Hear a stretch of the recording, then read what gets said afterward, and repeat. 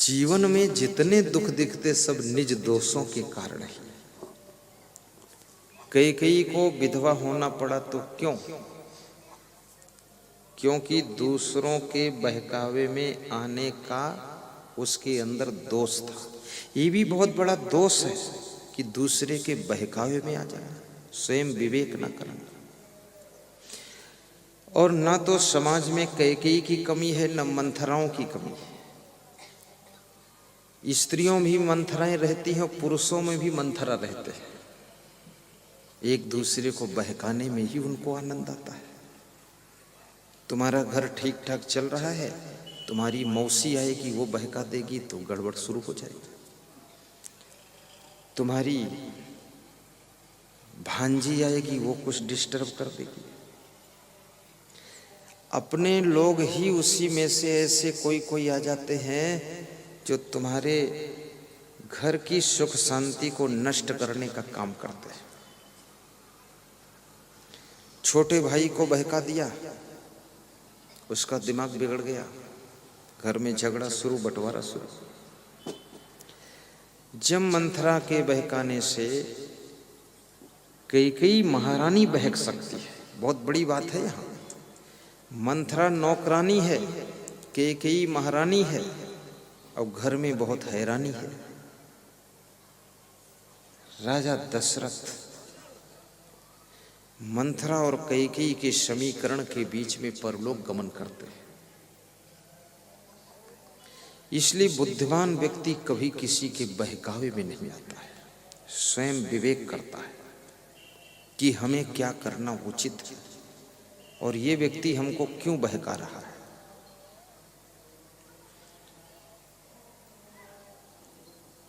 और मंथरा छोटे से लालच के कारण ये काम करती है, इसलिए कहते हैं लालच बुरी बला। कौशल्या की दासी इनाम लेकर जा रही थी, पुरस्कार लेकर। तो मंथरा ने पूछा, बहन ये इनाम पुरस्कार क्यों मिला, कहाँ मिला, कैसे मिला, कौन दिया? तो बताया कौशल्या ने जिन्हें दिया है। तो बोले क्यों दिया?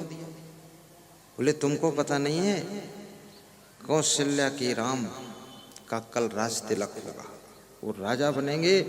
उस खुशी में हमको आज ही इनाम मिला है और कल फिर और मिलेगा। तो मंथरा ने सोचा, अगर मेरी कई का भरत राजगद्दी पर बैठता, उसका राज तिलक होता तो इनाम हमको मिलता। ये छोटे से इनाम का लालच, छोटी सी पुरस्कार की बात मंथरा के मन को बिगाड़ती है। फिर मंथरा कई को बहकाती कि भरत का राज तिलक हो तो हमें इनाम मिलेगा। छोटे से स्वार्थ के कारण किसी के बहुत बड़े खेल को कभी बिगाड़ना मत, ये बहुत बड़ा पाप होता है। और याद रखना, कोई खुशी का समाचार है तो खुशियों को भी हजम करना सीखो। खुशियों को बहुत जल्दी व्यक्त मत कीजिए, अन्यथा खुशियां पुनः दुख में बदल सकती है।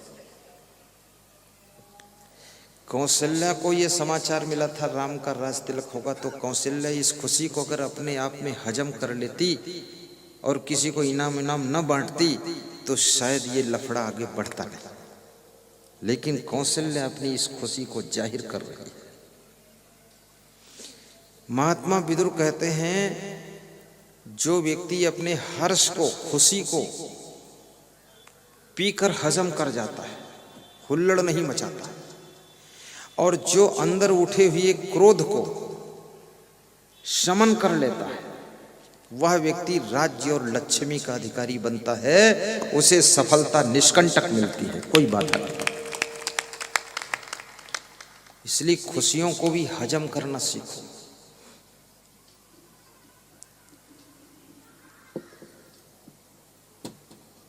यो न सन्नियच्छति बेगम क्रोधः उत्थितम हर्षयो सा श्रियो राजनम भाजन यश्च आपत्सु न मुह्यति। आपकी अंदर क्रोध भी आ जाए तो भी उसको दूसरों को पता न चलने दीजिए, अंदर अंदर शमन कर लीजिए। अगर किसी को पता चल गया कि ये नाराज हो गए हैं तो याद रखना उससे तुम्हारा ग्राफ गिरता है। लोग तुमको हल्का समझेंगे, लोग समझेंगे बहुत छिछला आदमी है, इसके अंदर जरा भी सहन शक्ति नहीं है, छोटी छोटी बात में तुनक जाता है, इस आदमी को कहाँ तक हम संभालेंगे। अरे भैया इससे दूर रहो तभी ठीक है। ये नाराज किसी से अगर हैं आप तो 24 घंटे में उस नाराजी को खत्म कर लीजिए और उस नाराजी को दूसरों को एहसास मत होने दीजिए, अंदर अंदर उसको शमन कर दीजिए। श्री कृष्ण भगवान ने भी ये बात कही है,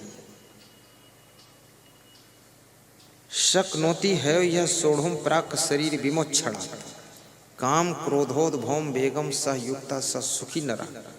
कृष्ण कहते हैं मनुष्य के अंदर जो क्रोध उठता है, क्रोध, ये क्रोध साधारण चीज नहीं है। आप अपने घर में देख लो, परिवार में देख लो, समाज में देख लो, राजनीति में देख लो, जहां देखो वहां ये क्रोध बहुत खतरनाक काम कर रहा है। क्रोध में एक नेता पार्टी छोड़कर दूसरी पार्टी में जाता है, इस पार्टी से भी उसकी क्रेडिट खराब हो गई, और जिस दूसरी पार्टी में गया तो वो भी समझ गए जिस पार्टी में 20 साल रहा था उसको तो लात मार कर आ गया, यहाँ निंदा कर रहा उसकी, अब मेरी पार्टी में सिलेक्ट हुआ है तो ये नालायक एक दिन यहाँ से तुनक जाएगा तो फिर भाग जाएगा, तो वो तुमको रास्ता ही नहीं देंगे आगे बढ़ने का। तुम कहाँ नाराज हो रहे हो? इसलिए जिस पार्टी में हो लगे रहो, कभी चांस मिल जाएगा, उलझो मत इधर उधर। और पार्टी के हाई कमान के ऊपर क्रोध मत करो, उनको राम राम करते रहो, जय श्री राम, जय सिया राम बोलते रहो, नमस्कार। क्रोध के साथ में भी विवेक की बहुत बड़ी आवश्यकता है। गुस्सा आने पर भी जो व्यक्ति अपशब्द नहीं निकालता है, गुस्सा आने पर भी जो व्यक्ति अपने मुखमंडल के ऊपर गुस्सा की झलक नहीं आने देता है, और गुस्सा आने पर भी गुस्सा में कोई रिएक्शन नहीं करता है, और गुस्सा आने पर भी अपने कर्तव्य को नहीं छोड़ता है, और गुस्सा आने पर भी अपने धर्म से विचलित नहीं होता है, और गुस्सा आने पर भी अपनी जिम्मेदारियों को पूरी तरह से वफादारी से निभाता है, और धीरे धीरे अपनी गुस्सा को खत्म कर लेता है और सहनशीलता को बढ़ा लेता है, वही व्यक्ति धरती का सबसे बड़ा देवी देवता होता है। कितने लोग छोटी छोटी बात में माँ बाप से उलझ गए, भाग गए कहीं दूसरी जगह। इंदौर में मैं एक सज्जन के यहाँ पधरौनी गया तो उन्होंने कहा मेरा बेटा बहू कहीं भाग गया है, तो हमने कहा दोनों भाग गए? बोले दोनों निकल गए। तो उस बेटे के बाप ने कहा कि मेरी वाइफ का स्वभाव थोड़ा तेज है, तो मैं तो कुछ बोला नहीं। तो उनकी वाइफ ने कहा कि तेज क्या है, ये सब बहुत गलत काम करते तो तेज हो नहीं पड़ता। तो हमने कहा भाग गए तो दुखी क्यों? बोले दुखी इसलिए हैं कि उनसे मोह छूटा नहीं। तो हमने कहा जब वे तुमको छोड़कर चले गए, उन्होंने तुम्हारा मोह तोड़ दिया, तो तुम क्यों नहीं तोड़ पा रही? तुम उनसे पहले तोड़ दो, चटपट खट झट। तो बोले अंदर से मोह आता है, हम रोती हैं। तो हमने कहा जब अंदर से मोह टूटता नहीं है तो इतना तेज होना भी नहीं चाहिए, फिर थोड़ा सहन शक्ति रखो। परिणामदर्शी बुद्धि से काम कीजिए, किस बात का क्या परिणाम आ सकता है, आपके किस कार्य का क्या परिणाम हो सकता है। पिता के साथ में दुर्व्यवहार करोगे, 2-4 साल में दुष्परिणाम आने वाला है। माँ के साथ में गलतियां करोगे, आपके लिए बहुत बुरा परिणाम आने वाला है। पत्नी को बहुत ज़्यादा सताओगे, 2-4 साल में रिजल्ट आने वाला है जिसको झेल नहीं पाओगे। पत्नी की बात बिल्कुल नहीं सुनोगे तो कोर्ट में तुम्हें जज की बात सुनना पड़ेगा। फिर रिजल्ट आने वाला है, सावधान। छत्तीसगढ़ प्रदेश में एक सज्जन के यहाँ पधरौनी गया, बहुत बड़े आदमी थे वो, 4-4 हजार मकान बनाकर बेचते हैं। अब बड़े हो चाहे छोटे हो, हमको तो जो बुलाता हम चले जाते हैं। अब 4,000 मकान बेचो चाहे एक भी ना बेचो, लेकिन हम आ जाएंगे। तो मैं गया तो उनकी वाइफ ने कहा जरा इनको समझा दीजिए। तो मैंने उसको गंभीरता से नहीं लिया, इतना प्रपंच करने का टाइम भी नहीं, तो हम चले आए। 2 साल बाद फिर मिली तो बोले इनको समझा दीजिए। तो हमने सोचा मैटर है क्या। मैटर ऐसा था जो हमसे कह भी नहीं सकते। फिर भी मैं कुछ उसमें ज़्यादा नहीं कर सका, साधारण समझाया। 5 साल के बाद रिजल्ट आ गया। उनकी पत्नी ने उन पर कोर्ट केस लगा दिया, घर छोड़कर मायके चली गई। झगड़ा शुरू हो गया। उसका पति भी बड़ा खिलाड़ी था, मुझको फ़ोन किया 6 महीने झगड़े के बाद। सब हो गया कि गुरुदेव पधरौनी चलना है आपको एक जगह। हमको पता भी नहीं। पधरौनी लेकर गया ससुराल में। वहाँ जब मैं पहुँचा तब उसका साला उसको मारने दौड़ा झापड़ लेकर कि मारूंगा साले को, ऐसे बोला। तो मैंने कहा साला तू है कि साला ये है? बोले अभी तक मैं था, अब ये साला। और ससुर भी झापड़ उठाकर दौड़ा कि मारूंगा दामाद को। 4-4 हजार मकान बनाकर बेचने वाले पर ससुर और साले झापड़ उठा रहे। और उसकी पत्नी वहाँ बैठी देख रही। तो मैं उठकर खड़ा हुआ। हमने कहा यार हमारे सामने ही अगर मार दिया तो वो ये तो बहुत गलत जगह ले आए बिना बताए। तो मैंने संतों से कहा तुम बाहर हो जाओ, जो कुछ मार कूट हो हमारे सामने हो, लेकिन तुम बाहर हो जाओ। मंडली को बाहर किया, ठंडा किया बड़ी मुश्किल से। 1 घंटे समझाया, ज्ञान दिया, मामला साइलेंट हुआ। उस दिन पहली बार उसने 3100 रुपया दान दिया, नहीं तो बस थोड़े दान देता था। अगर वो साला लोग झापड़ ना उठाते तो वो भी नहीं मिलता हमको। वो मिला, बड़ी दूर तक विदा करने आया। मैटर तब वहां खुला। मैटर क्या मैटर था? वो पेट्रोल पंप का मालिक भी था। अपनी पेट्रोल पंप से 3 लीटर पेट्रोल चुरा कर एक मुस्लिम लड़की के घर देने जाता था। उस मुस्लिम लड़की को अपने यहाँ सर्विस में रखा था और उसके साथ में गलत संबंध कर लिया। और पत्नी इस बात का विरोध करती थी, मानता नहीं था। तो मायके जाकर कोर्ट केस कर दिया, दिमाग ठिकाने आ गया। फिर बहुत मुश्किल से मैंने कहा उस लड़की को नौकरी से छुट्टी दो, जो तुम्हारा मैनेजर उसको नौकरी से निकालो, और जितने इस सर्कुलेशन में जुड़े हैं उनको सबको गेट आउट करो, अन्यथा आपकी दुर्दशा होगी सलाखों के पीछे, ये समझ लेना। तो खैर उसके समझ में आ गया तो सब ठीक हो गया।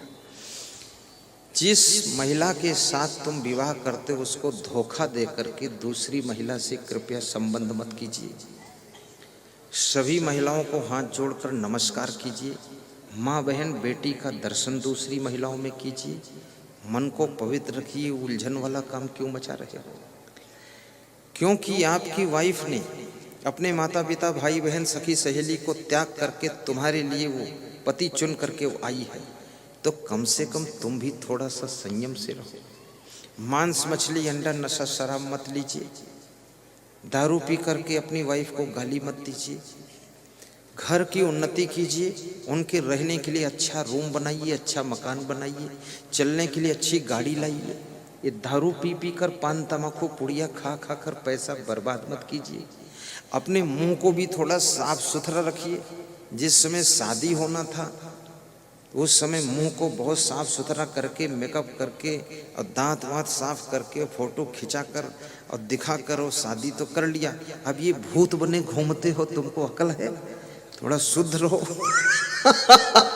हाँ, ये तो ऐसे हो गया जैसे पुलिस में भर्ती होने के पहले पुलिस के लोग बहुत व्यायाम करते हैं, लंबी दौड़, ऊंची कूद, लंबी कूद सब लगाते हैं। और एक बार भर्ती हो गए तो फिर पुलिस के लोगों का शरीर फिटनेस कहाँ रहता है? 1.5 कुंटल के वजन थानेदार घूम रहे हैं। हाँ, वो बदमाश को पकड़ पाएगा, खुद ही गिर जाएगा तो नीचे। हाँ, इसलिए पुलिस लाइन में हर वर्ष फिटनेस परीक्षा होनी चाहिए, बॉडी की फिटनेस। हर वर्ष जब फिटनेस की परीक्षा होगी तो संभल कर थोड़ा खाएंगे और व्यायाम करते रहेंगे। क्योंकि बदमाश अगर दौड़े तो पुलिस का मतलब है उसको रपटा के पकड़ सको। अब तुम रपटाओगे क्या जब तुम इतना भारी खुद हो गए हो, पेट भी बहुत बड़ा हो गया है। फिटनेस रखना जरूरी है। ऐसा बहुत सारा काम है। शरीर को ठीक रखो, साफ सुथरा रखो, अच्छे रहो और गुणवान बनो। एक सज्जन कह रहे थे कि मैंने जो फोटो देख करके विवाह किया और जब पत्नी आई तो उसमें कुछ दूसरा ढंग दिखा। तो हमने कहा तो फोटो को माथे से लगा लिया करो, धन्य है फोटो। तो बोले वो तो मेरी पत्नी ऐसी गुस्सा करती है, खाना भी नहीं बनाती है और दिन में भी सोती है और रात में भी सोती है और सुबह उठती नहीं है, झाड़ू नहीं लगाती है और कहता हूं तो नाराज हो जाती, सिर दर्द बताती है। समझाओ तो सिर दर्द और ना समझाओ तो सोती। अब क्या करूं? तो हमने कहा ठीक है, अब निभा लो, अब क्या करोगे? सत्संग में ले आओ, सुन ले, थोड़ा सुधर जाए। घर में कोई ऐसा काम ना कीजिए जो दूसरों को कष्ट हो, और इस शरीर से मेहनत कीजिए ताकि ये बीमार ना हो। इस शरीर से मेहनत नहीं करोगे तो बीमार बहुत रहेगा, और ज्यादा खाओगे तो कभी स्वस्थ नहीं रहोगे, और कम खाओगे तो कभी बीमार नहीं होगे, और बिल्कुल नहीं खाओगे तो जिंदा भी नहीं रहोगे। इसलिए थोड़ा खाओ भी। दूसरों की खुशियों का ख्याल रखो कि आपके कारण घर में लोग दुखी तो नहीं हो रहे। यदि आपके कारण आपके माता पिता दुखी हैं तो ये तुमको बहुत बड़ा पाप लगेगा। कल मेरे पास एक सज्जन आए, बोले मैं सर्विस में था, रिटायर हो गया और मेरा लड़का ये है डिप्रेशन में चला गया, अब मैं क्या करूं? तो मैंने उनके लड़के से कहा तुम फालतू ढोंग मत मचाओ, डिप्रेशन ऑपरेशन से निकलो, बाहर काम करो। तो बोला पेट में दर्द होता। हमने कहा जब हिलोगे डुलोगे नहीं तो दर्द तो होगा ही, काम करो, सब ठीक हो जाएगा। कितने लोग ये डिप्रेशन में फालतू जाते हैं। डिप्रेशन में क्यों जाते हो? निराश क्यों होते हो? निराशा मृत्यु का दूसरा नाम है। निराश हुआ व्यक्ति मरे हुए जैसा हो जाता है। जिंदा तो है, सांस लेता है, खाता है, सोता है, कपड़े पहनता है, लेकिन काम के लायक नहीं रह जाता है। इसलिए आदमी को मरते दम तक निराश नहीं होना चाहिए। 15 बार चुनाव लड़ने के बाद अब्राहम लिंकन हारता है, फिर भी निराश नहीं होता। 16वीं बार चुनाव लड़ करके अमेरिका का राष्ट्रपति बन करके बैठ जाता है। तुम 1-2 बार में कैसे निराश हो जाते हो? अगर सर्विस नहीं मिलती है, नौकरी नहीं मिल रही, इसका मतलब क्या है? अब तुम खुद ही ऐसा काम करो कि 10-20 नौकर रखो। नौकरी नहीं मिली तो मालिक बनो, फैक्ट्री लगाओ, कुछ बड़ा काम करो, हिम्मत रखो, रिस्क भी लो, घबराओ मत। पति पत्नी हिल मिल कर काम का डिसीजन लो। अपने बूढ़े माँ बाप को दुख मत दो। ये बूढ़ी हड्डियां, इनको पीड़ा मत पहुंचाओ, प्रेम से रहो। कभी कभी माँ बाप के पैर भी दबा दिया करो कि आपके पैर दर्द करते होंगे, क्योंकि आपका शरीर ये माँ बाप के शरीर का ही टुकड़ा है। ये उनकी सेवा के लिए टुकड़ा मिला है आपको। और ऐसा कोई नशा व्यसन मत करो जिससे माँ बाप का मन व्यथित रहे। अच्छे इंसान बनो, अच्छे पुत्र बनो, अच्छे पिता बनो, विशेष क्वालिटी की पत्नी बनो, विशेष क्वालिटी की सासू बनो। सासू का दिल बहुत विशाल होना चाहिए। 3, 4, 6 बहुएं सबको संभाल लीजिए और सबको निभा लीजिए। सब अलग अलग स्वभाव की होंगी, सबको सेटिंग बिठा लीजिए। ध्यान रखना, मधुमक्खियां संगठन में रहती हैं तो उनके सामने हाथी भी डरता है। हाथी भी डरता है। और शेर जब संगठन से अलग हो जाता है तो जंगली भैंसे भी इसको मार डालते हैं, कुत्ते भी नोचकर मार देते हैं। इसलिए संगठन में जो सुख है, संगठन में जो सुरक्षा है, वो कहीं और नहीं है, भाई भाई, देवरानी जेठानी, माता पिता, पुत्र पुत्र, सब मिलजुल करके रहो। कभी बंटवारा की स्थिति आ जाए, हंसते हंसते बंटवारा कीजिए, लड़ाई झगड़ा मत कीजिए। और बंटवारा भी बहुत